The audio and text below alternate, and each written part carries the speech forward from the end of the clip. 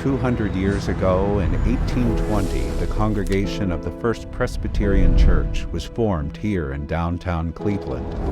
The community became known as the Old Stone Church, which now stands as the oldest building on Public Square.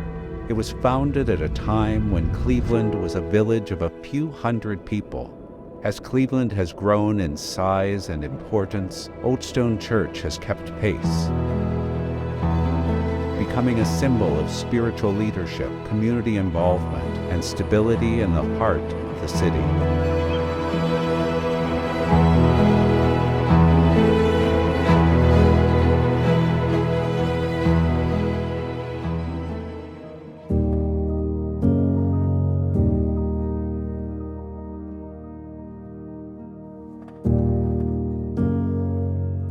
It's no small thing that Old Stone remains a viable congregation on Public Square, and now 203 years later, because so many urban churches throughout major cities around the United States chose to move out to the burbs, and they may have had still a passion for urban life, but for one reason or another abandoned the city center. And Old Stone has made that commitment from day one that come hell or high water, this church will remain a viable outreach of Christian charity, interfaith work, and interracial work, no matter what it takes. That's remarkable when you think about it, because it's not something we can take for granted. I came to Old Stone Church because I was very impressed by their mission and outreach programs. Our focus is on Matthew 25 issues, that is to say, the homeless, the underfed, and the powerless. That inasmuch as you do it to the least of these, you've done it also to me, to Jesus Christ. For our 200th anniversary, we selected a project called the 200 Homes Project, with the goal of providing 200 homes to people who are homeless at the moment. So the church's bicentennial, we were celebrating 200 years of Old Stone Church being part of the city of Cleveland. And the 200 Homes Project, actually it came out of discussion groups, 3 or 4 tables, came up with the same idea simultaneously, all with a little bit of a different twist. But we really didn't know what that meant, how we were going to get 200 homes. Was it 200 homes or 200 people or 200 families? How could we leverage groups across the city, of which there are plenty, that work on homelessness every day? And how could we add something to what they were doing and help to leverage their talents and make something that was really meaningful and big, that would last, that the whole church could rally around and get excited about? So we figured out we wanted to do 200 homes, but there we were as a planning group, what we were going to do. We needed somebody that knew how to help us get it done.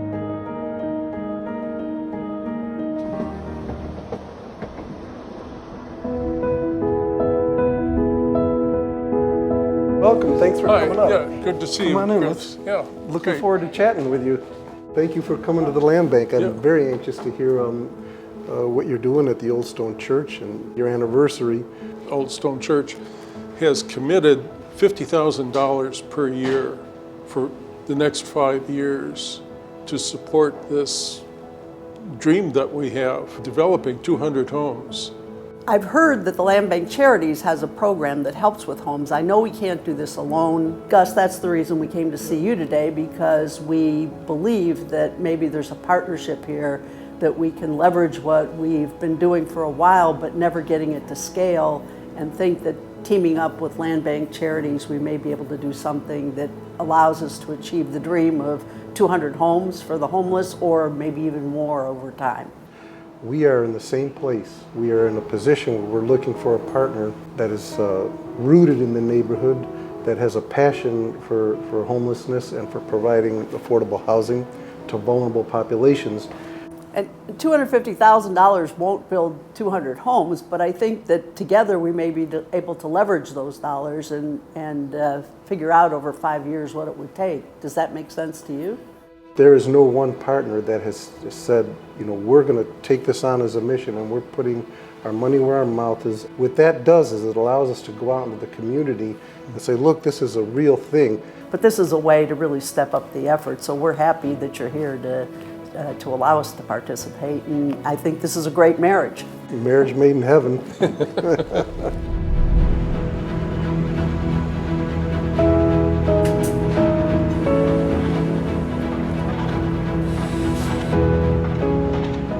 The partnership between Greater Cleveland Habitat for Humanity, Old Stone Church, and the Cuyahoga County Land Bank is a great example of being greater than the sum of our parts. It's always in this comprehensive sort of way where we look and focus on a neighborhood, oftentimes a neighborhood of need, formerly red line neighborhoods of Cleveland, things like that.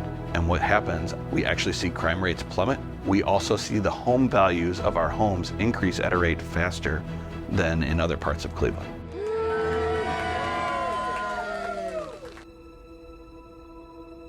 We're really excited for you. But two most important things, of course, you got your key, welcome home, get your real one. My name is Janavion Gozier. I am 35 years old, and I've pretty much lived here in Cleveland, Ohio my entire life, and I'm a single mom to a 15-year-old daughter. And currently, I am a master's student at Cleveland State. I was living in Georgia, and I became homeless living in Georgia, and being homeless is one of those things where you feel like you're living in a paranoid state all of the time. You don't know what's going to happen, especially when you don't have family or friends to depend on. And every day I always question, like, where am I going to sleep? How am I going to feed myself? Being homeless humbles you. If you manage to pick yourself back up after, it humbles you. You don't ever want to feel that. That is scary. I don't know where I'm going to sleep, what's going to happen to me. And if someone was to find my body, like, no one would even know who I am.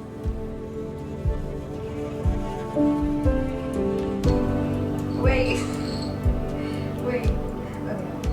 I think the only person who sits with you at that point in time is God. I'm just very grateful because this is my first time ever considering being a homeowner, because I was worried about that. Think of myself as kind of like the underdog that finally got a voice or found her voice. So from the bottom of my heart, thank every one of you for working on this house. When we did the dedication to the home here, and my daughter was being interviewed, my daughter said something I never heard her say to me in the 15 years she's been here. And I'm really proud of her from like where I've seen her come from and how much she's really fought for me. And no matter what, she always got back on her feet. That was the first time I ever heard her say that to me. I'm always looking to be validated by her that I'm doing what was right for her, because everything I want to do is to make sure that I have her in mind as well. So for her to say, I'm proud of my mom, I'm searching for those moments all the time. Helping the families with this, like, you're giving them a breath of fresh air. You're basically letting them know that regardless of whatever is going on in their lives, that they're worthy of so much more than what they think they are. I will always be grateful to the 200 Homes initiatives. I'm grateful to be a part of it.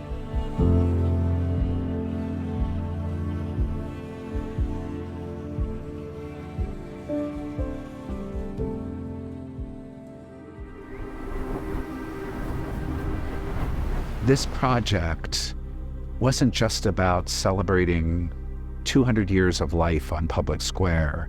It was really about discerning, where is God leading us to put our backs, our wallets, all these things behind in this moment in time. The best thing that we can invest in is people, because people are our futures, and their children are the future of this world and the generations to come. And so partnering and being a part of Old Stone Church has been amazing for us. We now have 32 beds working with the Land Bank Charities to be able to have the opportunity to give the women independent living when they leave our agency and reunite them with their families in their own homes would be fantastic. I think in terms of the impact on the broader community, it says someone cares to address this problem. It also means this problem is addressable in a dignified way that provides people not only a home, but also hope for their future. There's nothing more special than to see a family get a new home, something that they probably weren't expecting, maybe ever.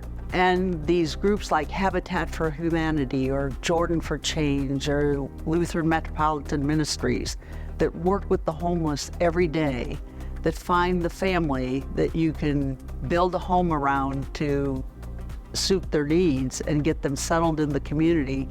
There's nothing like it when those homes are finished and you watch that family walk in. So if you're watching this, I hope you realize that the work is yet to be completed, and that it's going to take a lot more than just this congregation to achieve even the part that we're committed to. You don't have to be a member of the Old Stone Church, you don't have to be a Presbyterian, you don't have to be a Christian to be able to make this work happen. I don't want it to just be 200 homes. If people have homes, so many of the other problems go away. It's just such an important thing for somebody to have a place to be that's theirs. 200 is a big goal, and if we can get 200 people out of shelters and into housing, I think it has a huge impact on the homeless population. And it gives you a sense of confidence, and it boosts you to keep striving in life. So if this is what I'm feeling, this euphoric feeling that I feel every day that I come home, just imagine what you would do to the other families that are a part of this program, to the other 199 families that are coming into this. You are basically telling them, like, we seen you. I was saying, let someone else feel that